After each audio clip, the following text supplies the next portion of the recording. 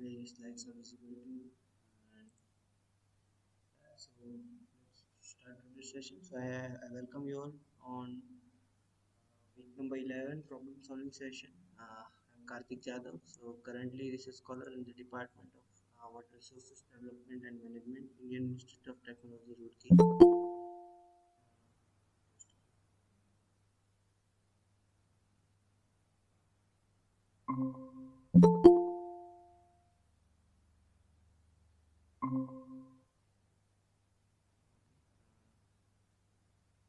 Yeah, so I welcome you all again. And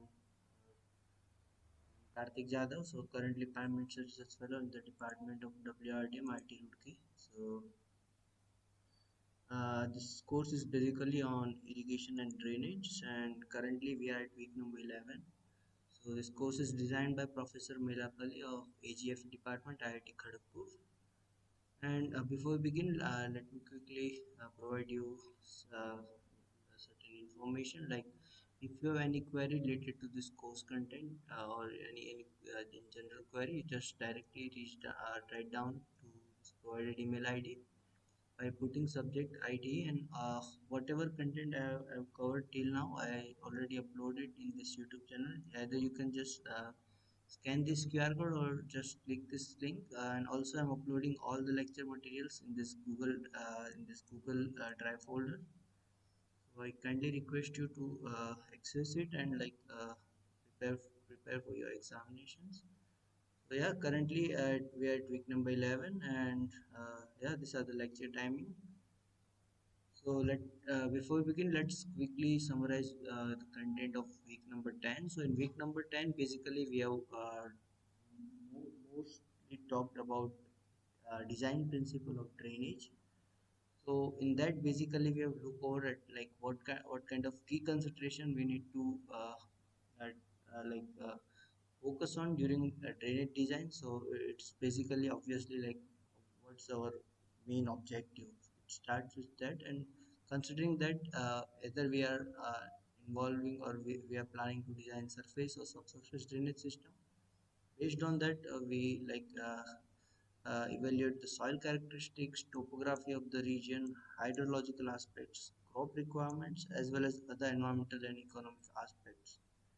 And for that, there are two conditions in general, so steady state condition and unsteady state condition. So steady state condition, it is like equilibrium condition, and like the parameters does not change with time. While unsteady state condition, that condition is also known as transient condition. So it is like time dependent condition. So in that, like whatever design parameter like discharge, velocity, or other useful like rainfall and everything, that it changes with time. Water level table, all that are changing with time. So it impact directly to our design uh, aspect. So for that, we have a different kind of formulas. So we have basically focused on Hookout equation, that is most fundamentally and commonly used equation for drainage design principles. So that we have talked, and like it is based on like Cupid Forsman assumptions. So we have already talked. I'm not going into the detail, and it's also have certain limitations that we have already talked. And for unsteady state condition, we have talked about logarithm formula. Then we talked about DSU and Hellinga equation, and like it is most commonly used during fluctuating water table condition, and other formula like comparison of each equation, like which kind of key variable it is and when we we need to use that. So I have all summarized and we have talked in detail.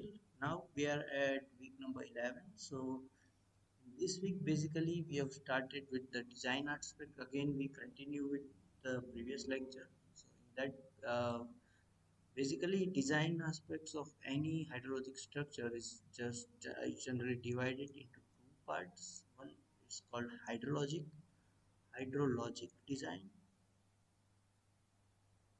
hydrologic, and second one is hydraulic, right?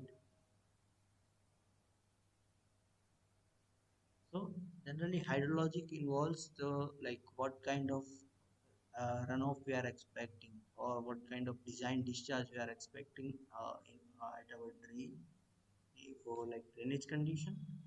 So in that we have various formulas that we are using to predict the Q that is known as the discharge. For that we have different formula that provide different aspects of discharge.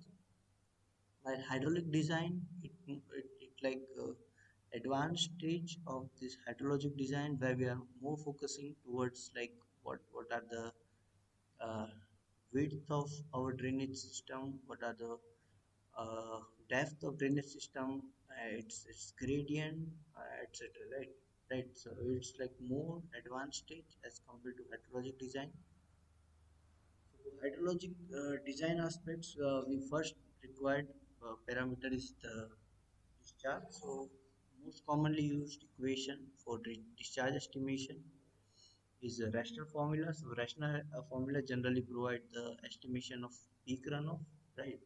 So peak runoff is generally we know that peak runoff is generally given as CIA by 360. So this is empirical formula, right? And in this QP is a Q peak in meter cube per second. C is the runoff coefficient. So runoff coefficient is basically dimensionless number and it's generally ratio of rainfall divided by runoff divided by rainfall, and it's totally depend on land use, soil cover, and other soil like land use practices. I is known as rainfall intensity, mm per hour corresponding to the return period T, and A is catchment area. Now, this formula is most commonly used for small projects, but it have a certain assumptions like rainfall intensity is uniform and constant throughout the duration equal to time of concentration, right? And this only possible for small catchments. Second one is rainfall uniformly distributed over the catchment. So again, like both like time of concentration, like rainfall intensity is uniform and constant for duration equal to time of concentration, and rainfall itself is uniform throughout the area, and it is only possible when your catchment area or watershed area is small. So in this, like I is the rainfall intensity, and it is linked to return period T, and it is a statistical measure of how often rainfall of a given magnitude occurs. And if higher the return periods, so it means there is a higher chance of and higher rainfall intensity values. In general, its selection depends on the project type. So suppose we are dealing with small projects like agriculture drainage. So in that, like return period must be around like 2 to 10 years. But if you are like focusing on urban drainage or like you are making some large dams, so there you are expecting larger return periods around 25 to 30, 50 years. This TC, like we have mentioned, right? Suppose you, so what is TC? So TC is generally time of concentration. Suppose you have watershed here, and this is the outlet of your watershed. So it estimates the time required for a runoff to travel from most distant point in a catchment to outlet. Suppose how what time it does take to get water from this farthest point, okay, to this outlet, and it determines the critical storm duration to use for peak runoff estimation, and it's generally given by like the pitch formula. So this most common one or most frequently used formula to estimate the time of conservation in hydrologic for natural watersheds, and is given by 0.0195 L raised to 0.77 into S raised to minus 0.385. So where L is maximum length of flow paths as I already defined right here, L, and S is the slope of the catchment. It is given by H by L. So H is relief and L is again length. So interpretation, like what we can say, that if the slope is steeper means there is a shorter flow length and there is a smaller TC. And you can also interpret or inverse this relationship as your like length slope is flat, more around flat. It means it takes more time to reach at outlet.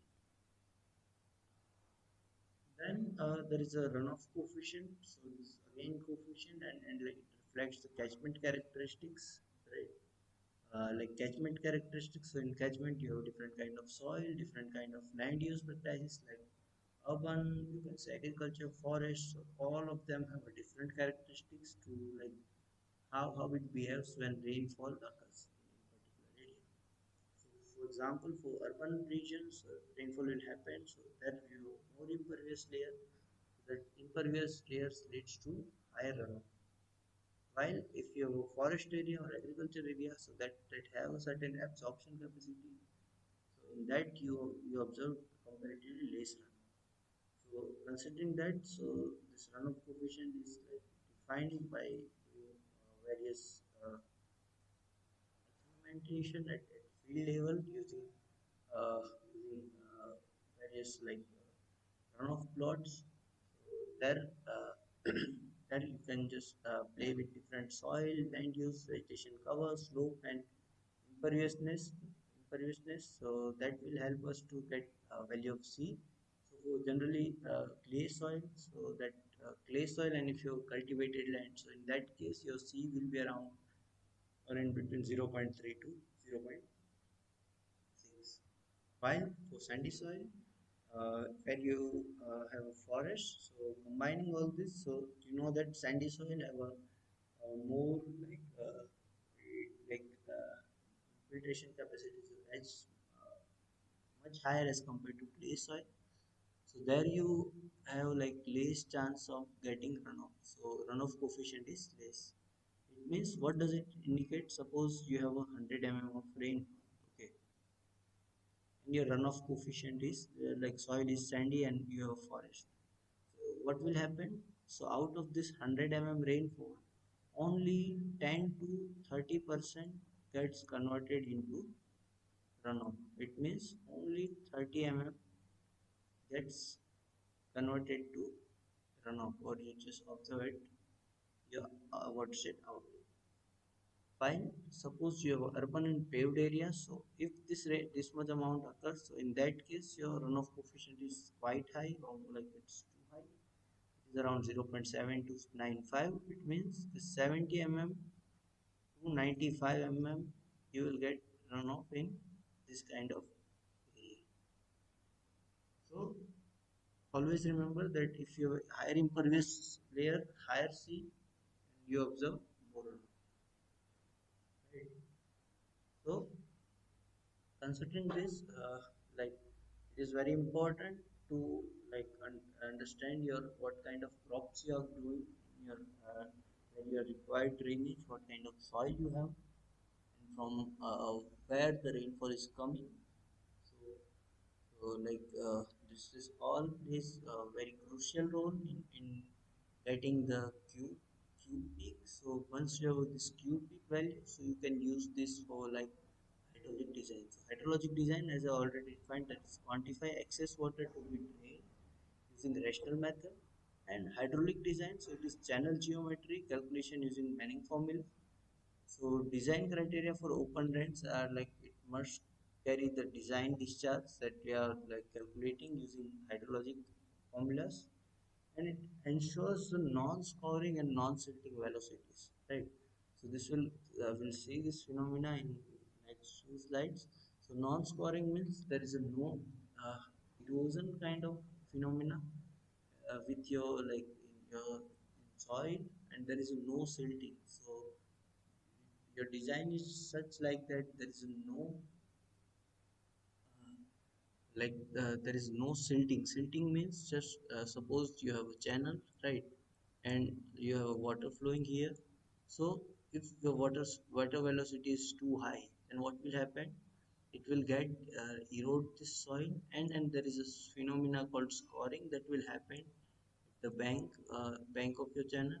But if this design velocity is too low, in that case what will happen?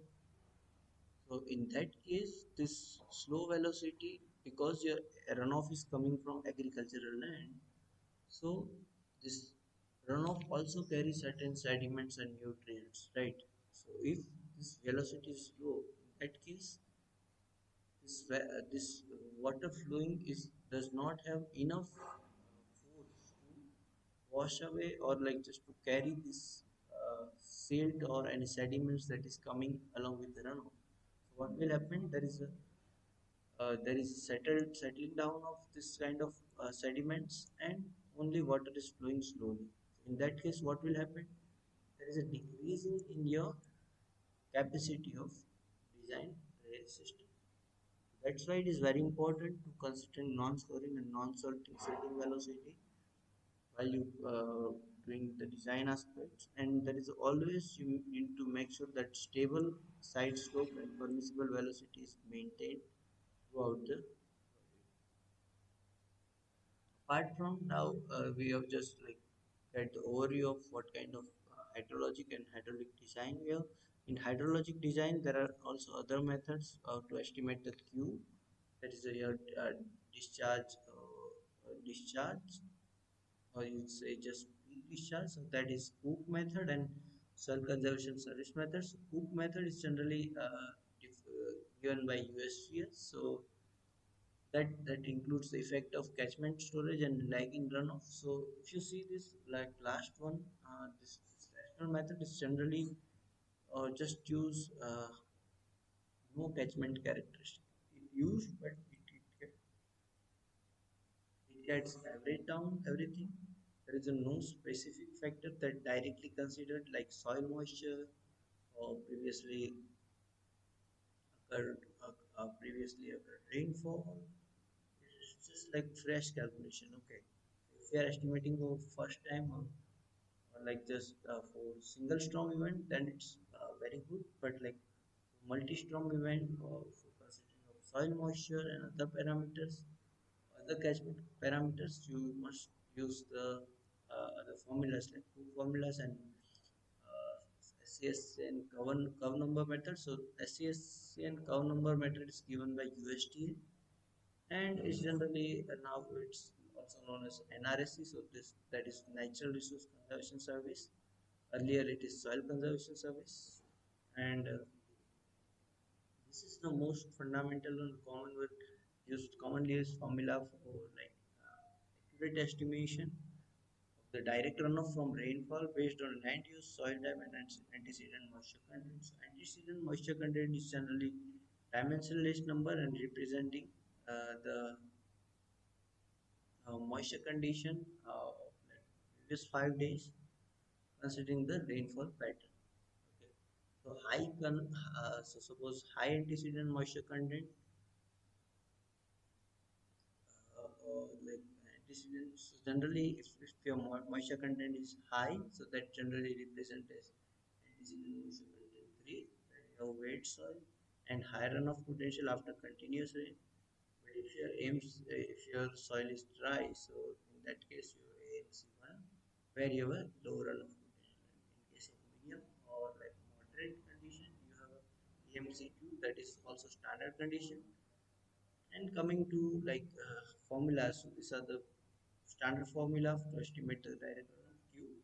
And in this, S is defined as 5400 divided Cn minus 254.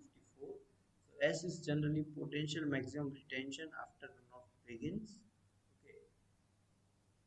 And here Cn is a curve number, and curve number is same more or less like runoff coefficient. So where if you have a high curve number, it means high runoff, or a high curve number you will just generally have in one clay soil and paved areas.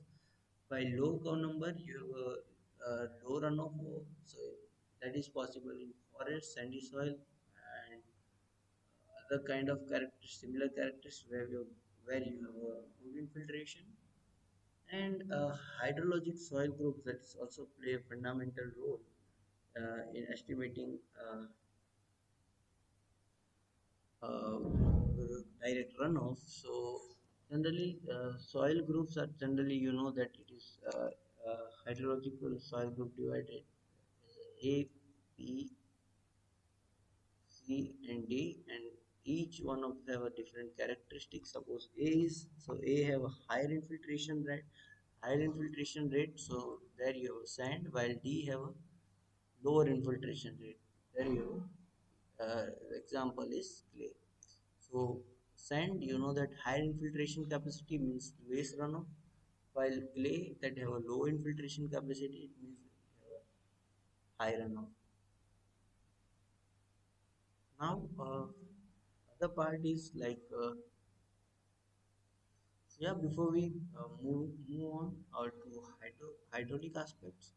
So in summary, like we have discussed three major methods for estimation of the runoff. So like first one is a rational method. So rational method is a fast estimation of peak runoff, right?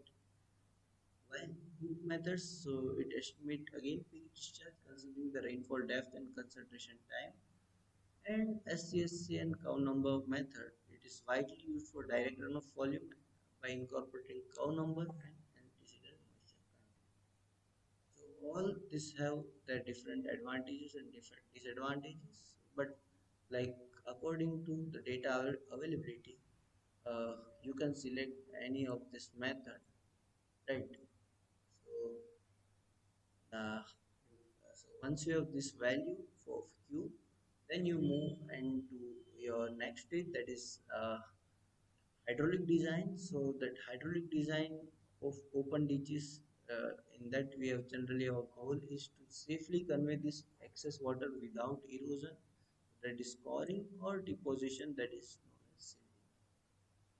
So once you have suppose Q that is estimated from rational Cook's method or SCS-CN method, and your next goal is to how you can safely divert this excess runoff water that is coming to your land at safe place.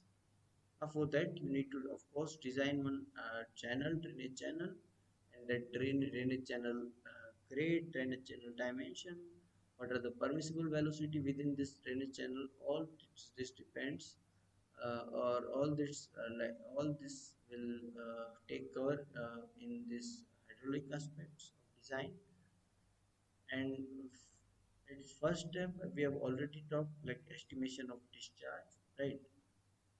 After that, once we have the discharge, then we go with the grade selection, or in general you can say longitudinal slope of ditch. So grade or bed slope that of ditch is a critical parameter, and condition of grade is like it should have a maximum possible value without exceeding the permissible velocity. Should not be low that cause silting, right? And should be uniform to avoid sudden changes in velocity. So you see this like grade or slope of the ditch that should be maximum without causing scoring, or you can say erosion. So it depends on permissible velocity, right? That defined by permissible velocity. Then it should not be low as that cause the silting. So like if you have a higher slope, your drainage channel, right, and you can keep as much as high possible without exceeding or without causing erosion or scoring in this channel, and that's only possible when you will take care of maximum permissible velocity. So you need to take care of maximum permissible velocity, as well as you cannot keep it So if you keep it flat, so what will happen? Once water will flow through this channel, so there is not enough gravity force that allowed to flow water. So in that case, there is a deposition of silts and other sediments that cause silting, and you have to take care of that whatever grade you choose, that should be uniform. There is no like sudden drop or sudden rise in that slope in construction. Now the question comes, what is permissible velocity? So permissible velocity is like it determines the highest velocity that will not cause erosion, and values taken from standard tables like for non-vegetated canals. So generally, like clay soil, you know that it have high resistance, and like it can it cannot get generally eroded. So in that case, like you can go with the maximum velocity up to 0.6 to 0.9 meter per second. While for loamy soil, you have in between like 0.45 to 0.6 meter per second, and sandy soil, your permissible velocity is 0.3 to 0.45 meter per second. Now, the key idea here is select slope, so velocity stays within this safe limit. Now, like this step is like quite a trial and error kind of thing. So you need to recalculate each parameter until you get permissible velocity within. Then cross section of the ditch. So open ditches are generally designed as a trapezoidal channel, and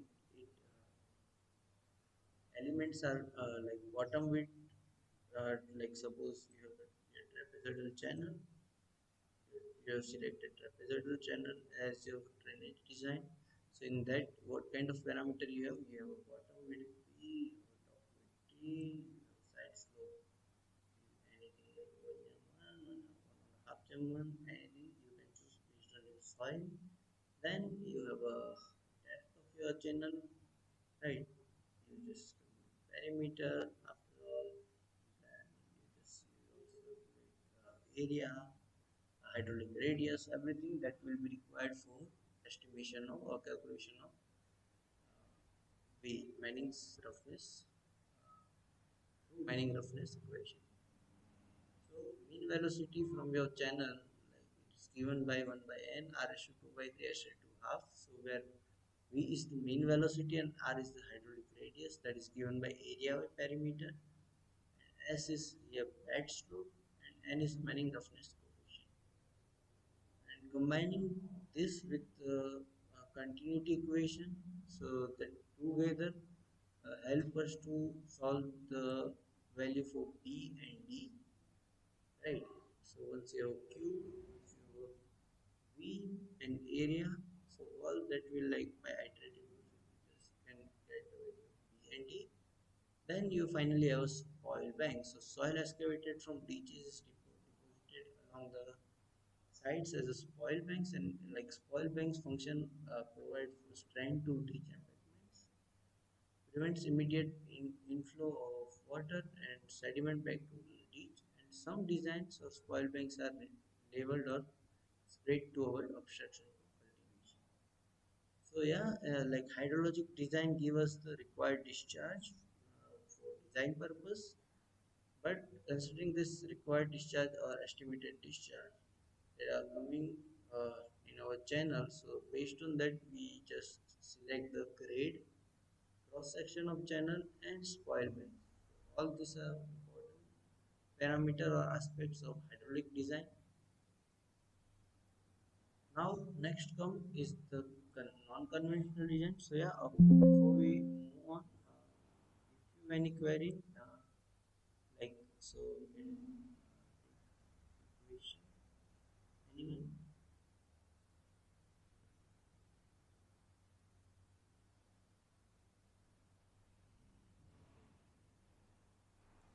If you have any query in between or anywhere, just stop me and ask. So can discuss like not good idea to just stop one hand. So if you do not have any question, let's continue.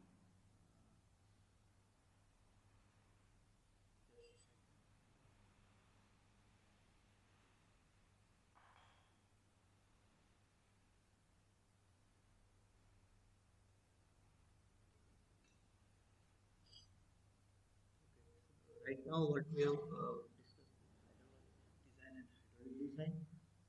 Now we'll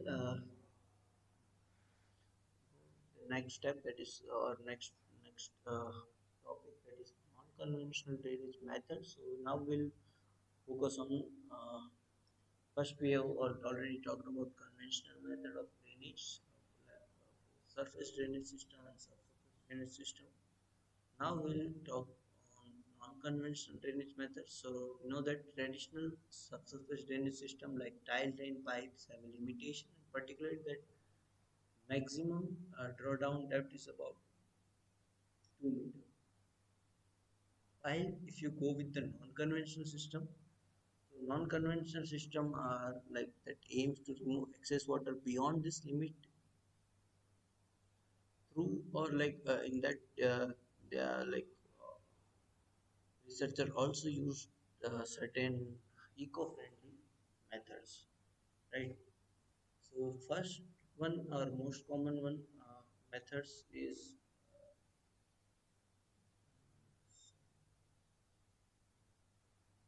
first method is vertical drainage.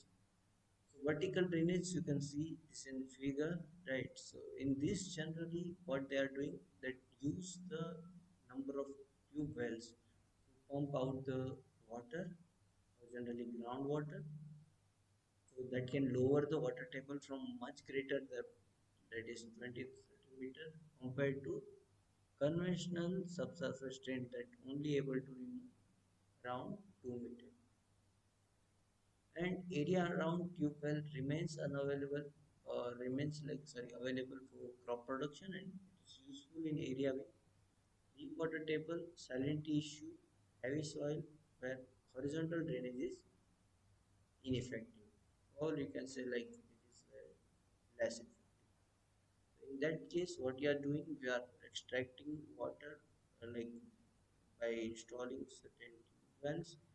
Its extraction rate is like too high, or that like cause a drawdown, as this generally happen like lowering of water table. So due to that, there is also like leaching down of salts. So it will help us to reduce the salinity issue, and it also like you can see alternative where you have a low horizontal hydraulic conductivity like for clay soil. Next is biodrainage. So biodrainage is the pumping of excess water by deep-rooted plants using their bioenergy. So bioenergy here is like you know that. So in this generally we have grown the certain deep-rooted plants that are not usually grown in normal condition. So this deep-rooted plant, so this use deep water. So deep water generally we are using, it means it gets transpired from plant leaves, right? By directly withdrawing water from deep groundwater. And its most common example are eucalyptus supplementary, uh, and that are generally also fast-growing trees known for high water consumption under waterlogged conditions.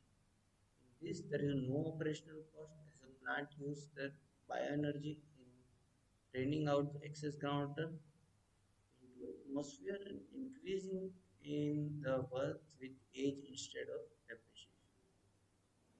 There is also no environmental harm, and plant drains out of filtered fresh water with atmosphere.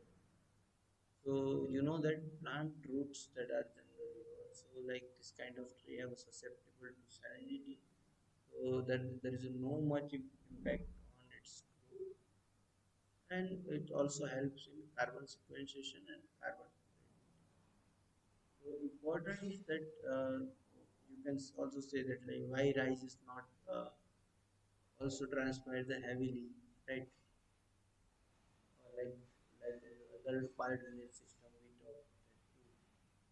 But you always remember that this biodrainage system totally depends on its crop root zone.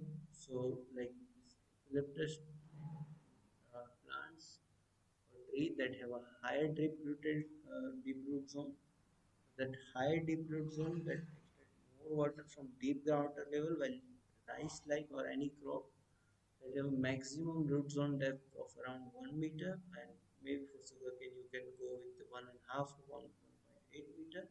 So this root zone is not sufficient to extract water from deeper groundwater level, right?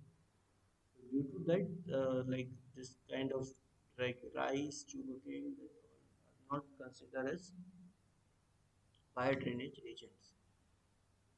Then, in general, so vertical drainage, you know that it controls deep water table that is around 20 to 30 meter using tube wells or pyro drainage. So it is also long-term eco-based approach using plant as a natural pumps, and it's generally effective in waterlogged saline condition, and there is always trade-off between these two. So while tube wells preserve cropping area, pyro drainage requires land for trees but is energy free and environmentally beneficial.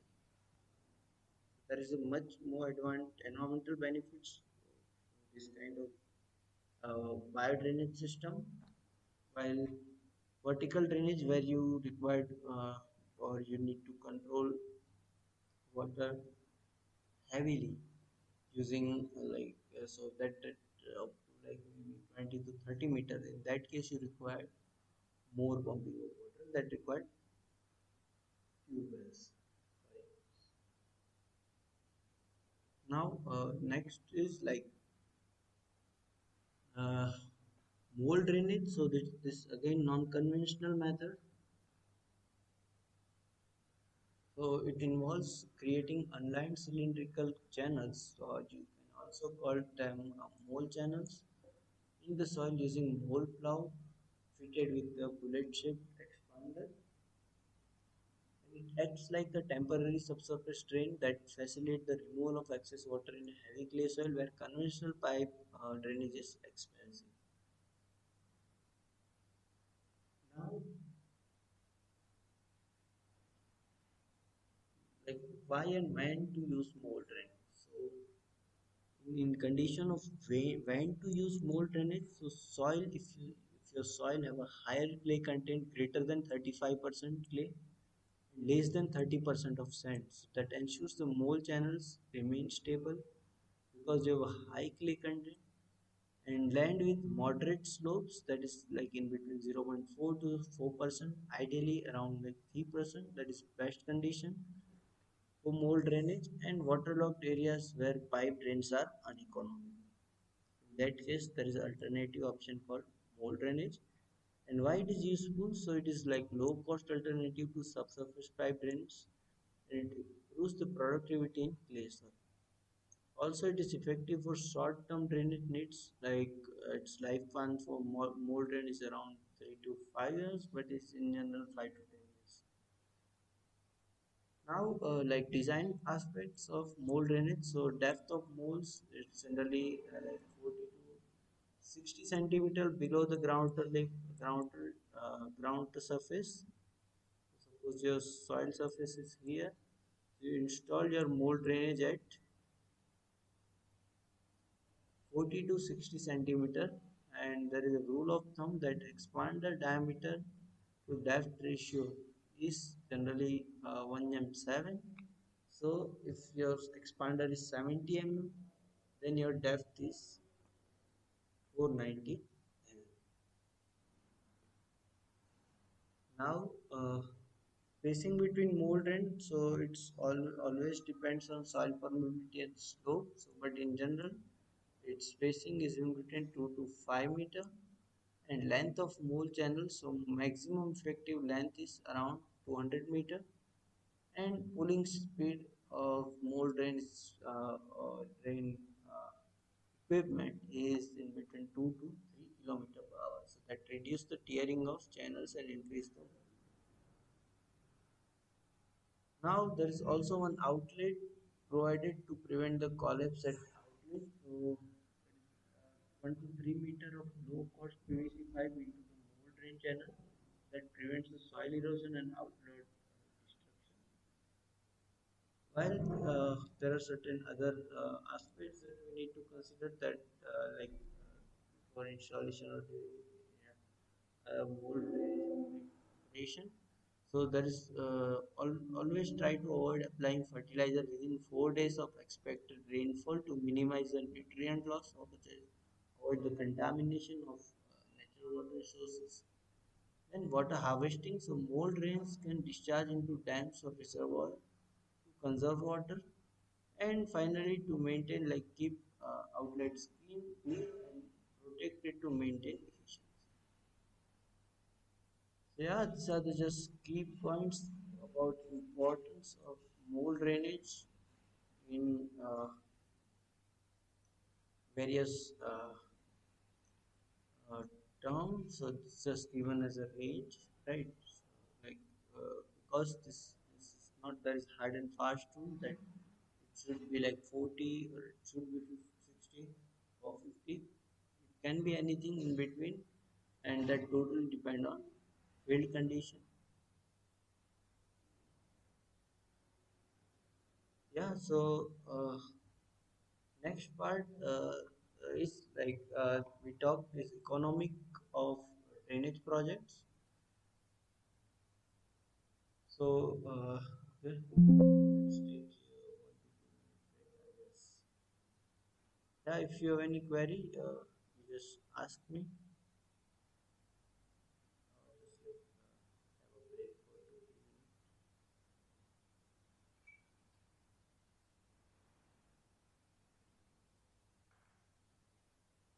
minutes.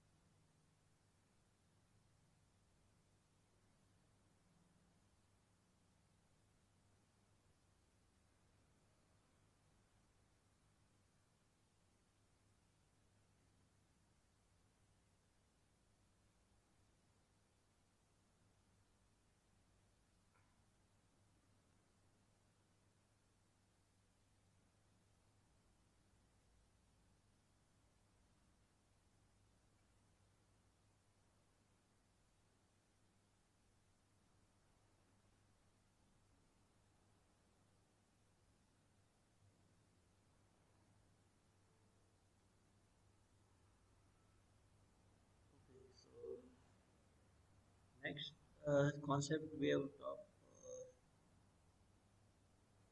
learned is like economics of drainage projects. So uh, always based on the objective of land drainage to bring a new land into cultivation by removing excess water. We have like three objective for land drainage. Okay, so always by doing drainage we want to bring certain new land into cultivation that otherwise is not available for cultivation by removing excess water, increase the productivity of existing cultivable land. It means so there is always drainage. There is a problem of drainage in our field by like higher water level or that's on condition like water loss.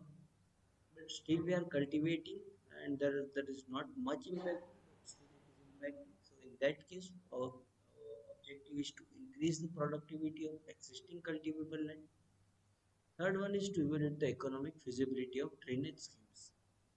Now, if you want to provide some economic benefits, then what happened after you have installed this kind of drainage system? So, to compare just benefits with the different drainage system, or if you want to compare your benefits and cost, so in any case, you just installed the drainage system. Now, the question comes, okay, how to do this evaluation or economic feasibility evaluation?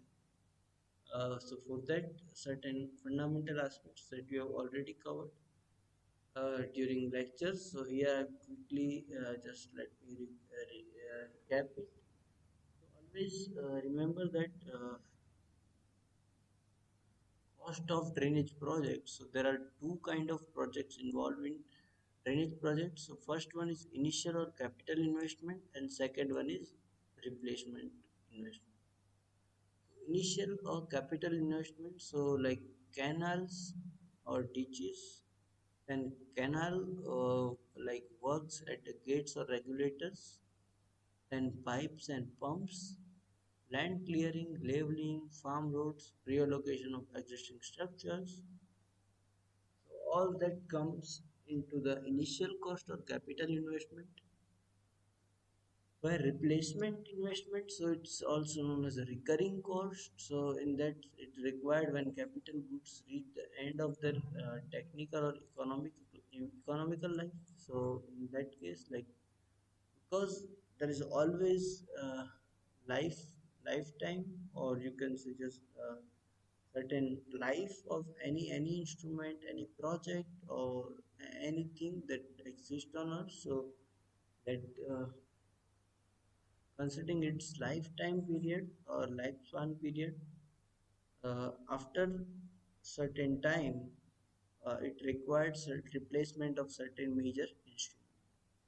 So that is called replacement investment. So in that case, you require replacement of pumps, pipes, and structures.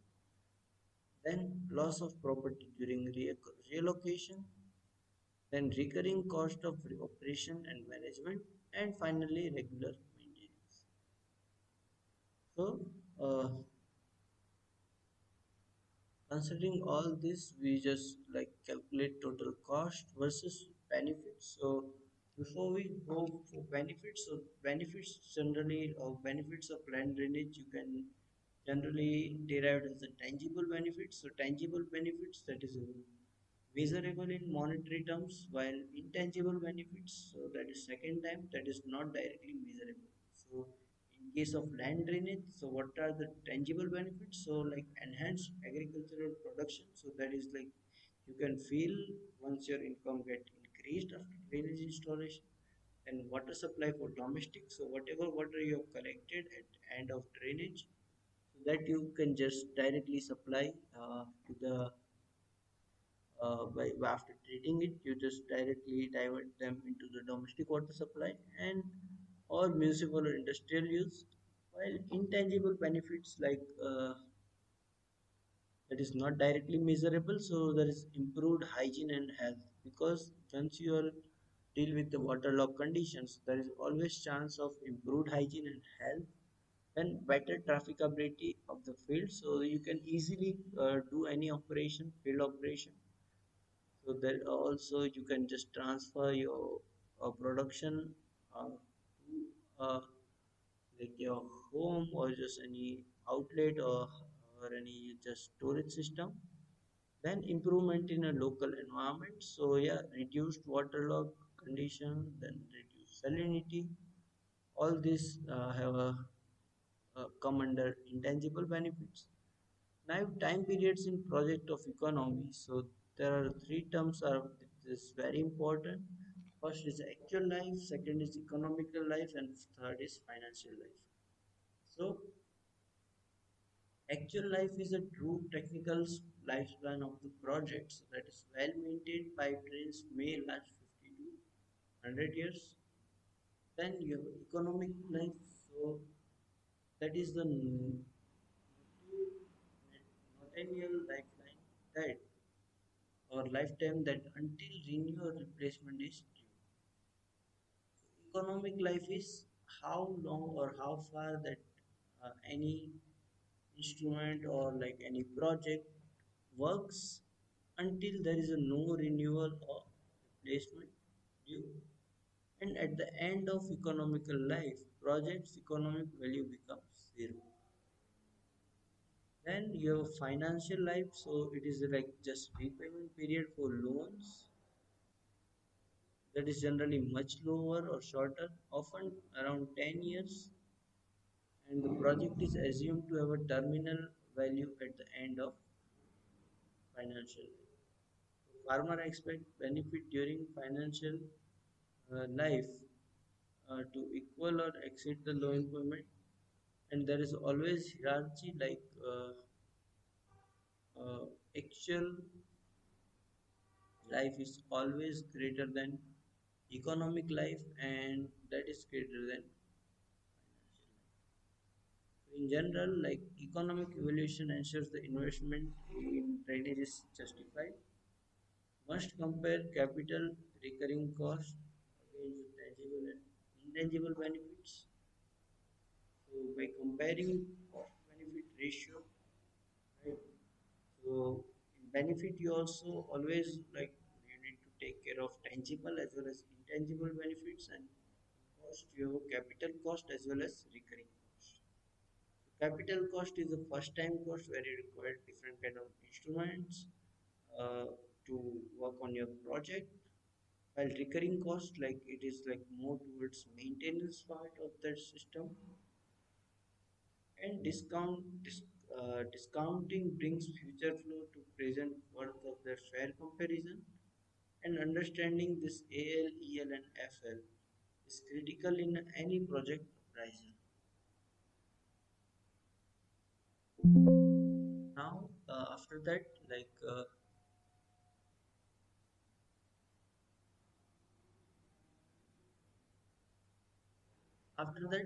like we have also talked about certain concepts like discounted cash flow methods.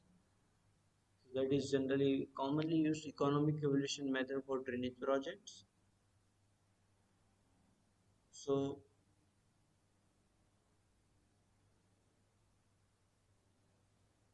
like discounted cash flow method, that is concept is like future cost and benefits are brought to their present value using discounted rate or you could say interest rate. So rupee today is worth more than rupee tomorrow. We know that, and therefore by estimating PD, that is present value, considering the future value and interest rate. This is the backbone of all economic evaluation indices.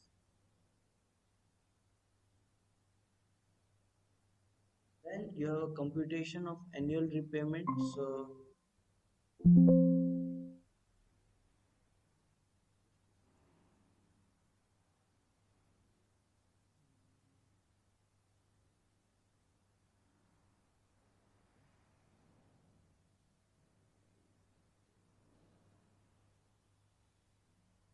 second one is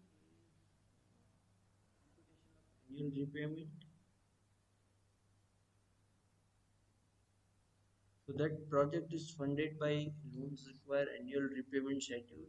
So repayment is calculated using annuity formula. So where A is the annual repayment, so that's uniform series. P is the principal loan payment amount. I is the interest rate, and N is the repayment period.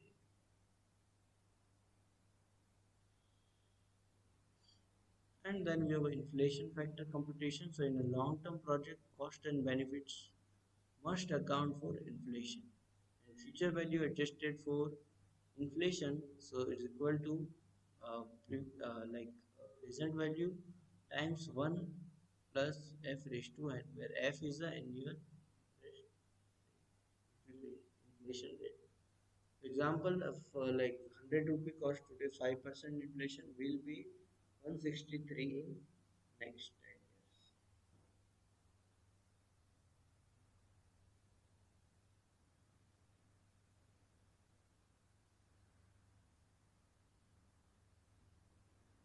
Fourth one is the indices for economic evolution. So there are two indices. So the first one is the net present value, NPV, that is difference between present worth of a benefits and present worth of costs. So net present value is equal to present value minus present value worth of cost C. That is your called net present value. If you do your benefits, net present benefits, or like present value minus, you can just say your present worth of cost, present worth of benefits, present worth of cost. All this difference called indices for economic evaluation. And always remember there is a decision to rule that non-performing uh, value, or sorry, it is net present value is greater than zero, then project is economically viable. And if your net present value less than zero, it means it is not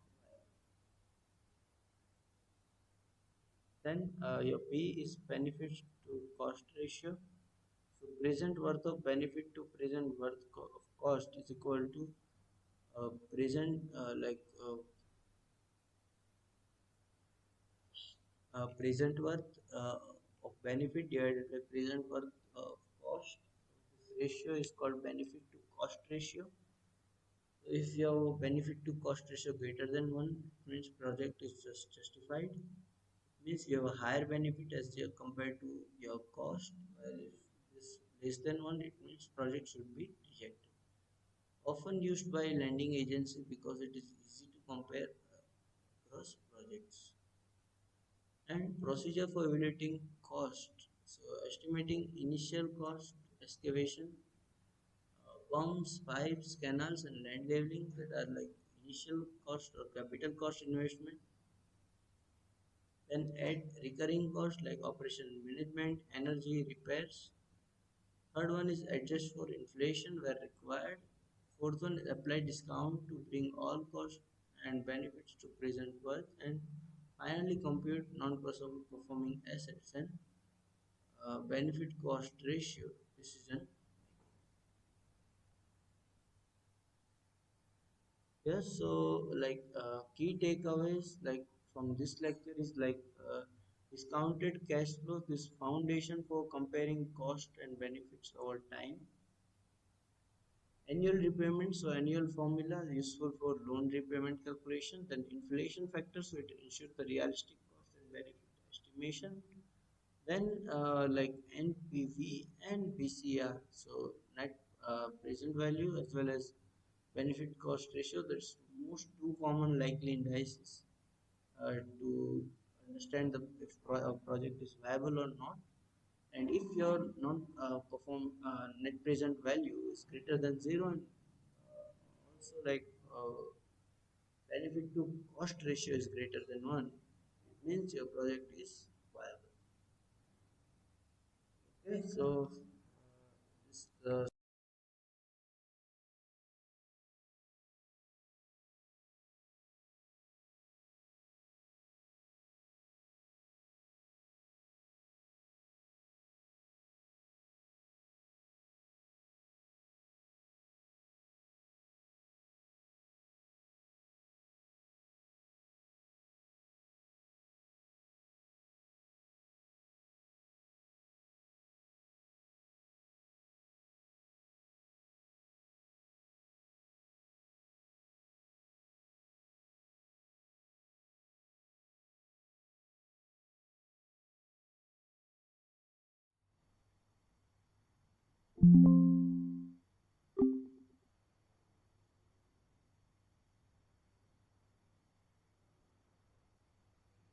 hello.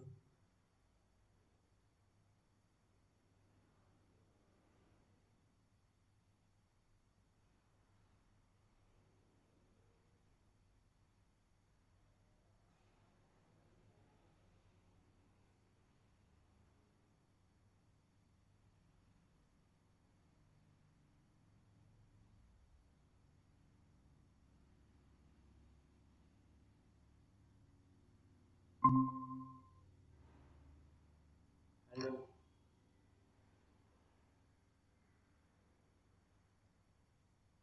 Hello.